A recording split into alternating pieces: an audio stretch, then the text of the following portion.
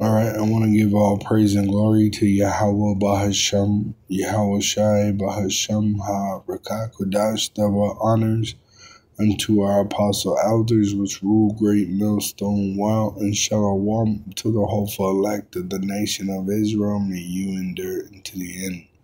Shalom wa abab. This is John 3 verse 1. There was a man, which he was an Israelite man of the Pharisees, named Nicodemus, a ruler of the Jews. Because at that time you had Judah, Benjamin, and Levi mainly in that land. The same came to Yahweh Shai, which it says Jesus, but when you go into the linear, you go to his name, it's Jesus in the Greek. But you see its Hebrew origin, which they give you a false name there. But the Hebrew, modern Hebrew, it says right here, it says Yahweh Shai. Yahweh Shai.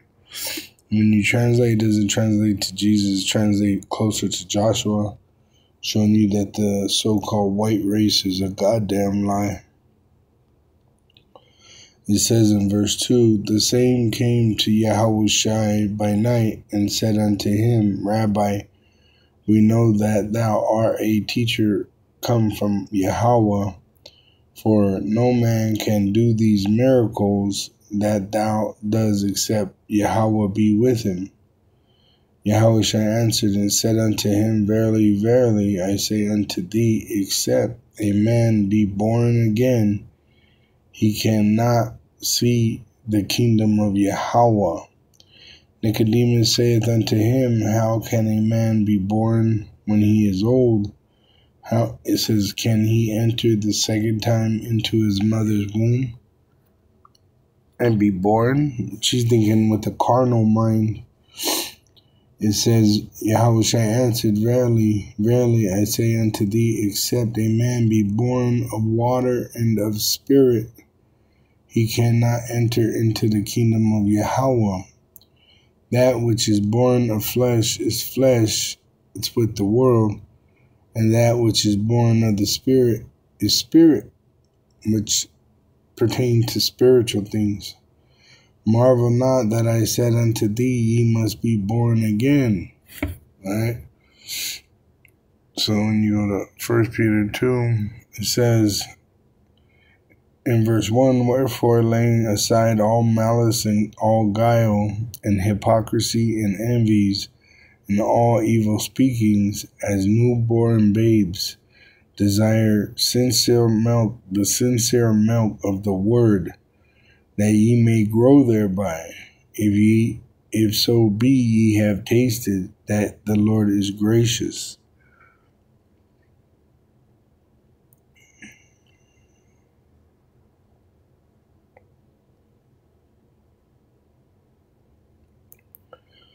So you have to be born of the Spirit and learn everything all over again. And that's what being born again is. Because the way we were taught was a lie in the world. And when we came into this truth, we had to be born again. We had to learn everything all over again.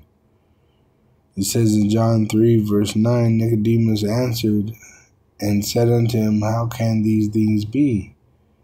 Yahweh Shai answered and said unto him, Art thou a master of Israel, and knowest not these things? And knowest not these things? Verily, verily, I say unto thee, we speak that we do know, and testify that we have seen, and ye receive not our witness. If I have told you earthly things, and ye believe not, how shall ye believe if I tell you of heavenly things? Because our conversion happens here on earth. And no man hath ascended up to heaven, but he that came down from heaven, even the Son of Man, which is in heaven, which is Yahweh Shai. And as Moses lifted up the serpent in the wilderness, even so must the Son of Man be lifted up, that whosoever believeth in him should not perish, but have eternal life. For Yahweh so loved the world that he gave his only begotten Son, that whosoever believeth in him should not perish, but have everlasting life. Which he's talking to an Israelite, a ruler of the Jews, talking to the tribes Judah, Benjamin, and Levi.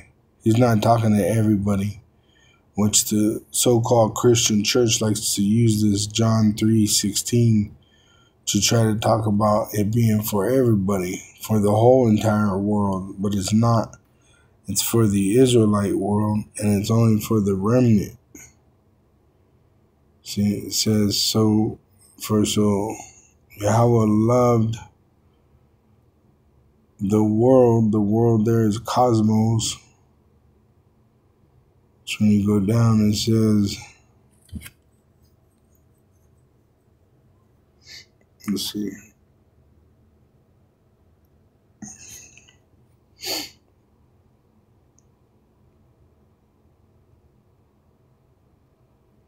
It says, an appoint harmonious arrangement or constitution, order, government.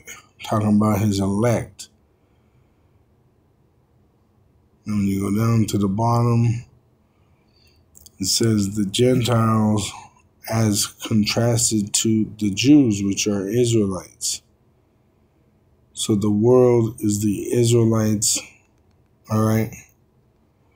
It says cosmos, probably from the base of G2865 orderly arrangement, i.e. decoration, by implication the world in a wide or narrow sense, including its inhabitants, literally or figuratively, morally, adorning, right? Which is for the Israelites. All right? So they have a root word. See, to care for, take care of, provide for. And who's he going to take care of and who's he going to provide for? The Israelites. See, it says to receive what was previously one's own, to get back, receive back, recover. Recover who? The Israelites. We've been scattered throughout the world in slavery by our power, and he's going to bring us back into government and ruling power, which we're going to rule the world. Strong's definition, it says to tend, i.e. take care of, properly, to provide for, in other words, by implication, to carry off as if from harm, genitive, case, obtain, bring, receive. All right, which is talking about the Israelites. He's going to tend for the Israelites, that government which is being set up in order.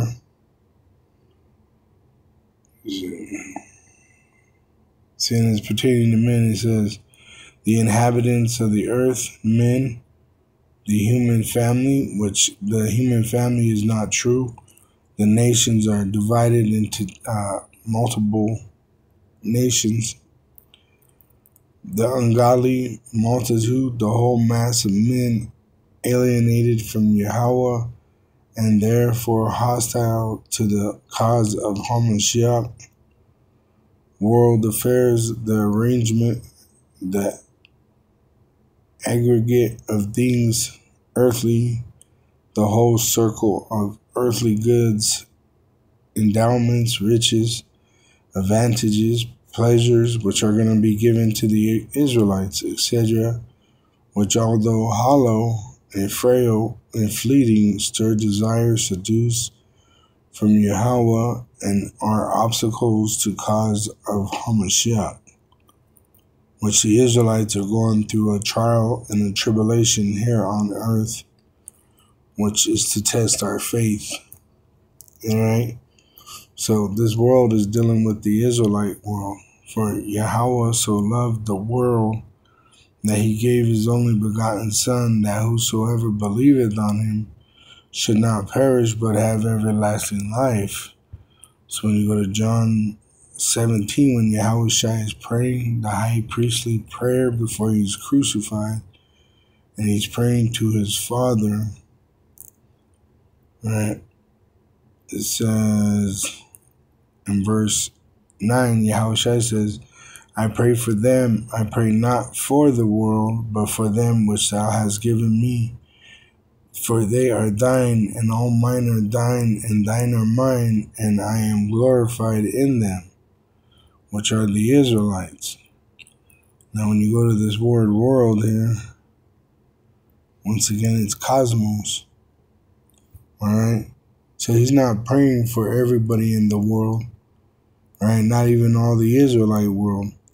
He's praying for the elect of the nation of Israel. All right?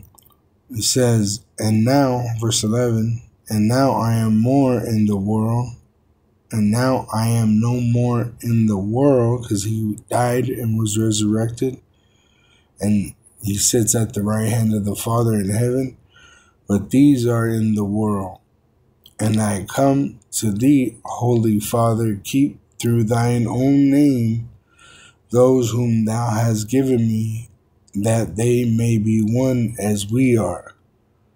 Which is talking about doctrine. John 3, verse 16. Now I'm in 17. For Yahweh sent not his Son into the world to condemn the world, but that the world through him might be saved. Talking about the nation of Israel, because it says in Isaiah 1 and 3, the ox knoweth his owner, and the ass his master's crib, but Israel does not know, my people do not consider. Verse 9, except Yahweh of hosts had left unto us a very small remnant, we should have been as Sodom, and we should have been like unto Gomorrah, destroyed completely. But there's a remnant that has the name Yahweh and the name Yahushua, which we preach, and that's the remnant of the nation of Israel. And them that cleave to him, cleave to the house of Jacob. This is the remnant of Israel, which Yahushua came for, and will return for.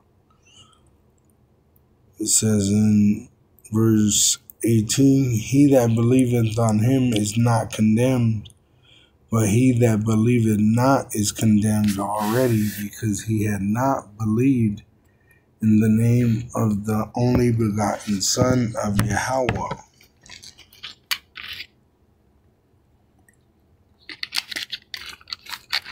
It says in verse 19, and this is the condemnation, that light has come into the world, and men love darkness rather than light, because their deeds were evil. For everyone that does evil hateth the light, neither cometh to the light, lest his deeds should be reproved, which the way of life is correction. But he that does truth cometh to the light, that his deeds may be made manifest, that they are wrath in Yahweh through Yahushua. All right, which that light, all right, is talking about. We learn that we're the Israelites, and we start to live a different way, being born again.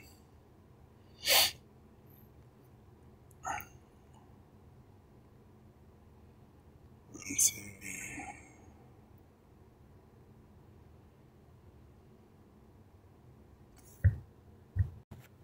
It sits right here in Psalm 36 and 9.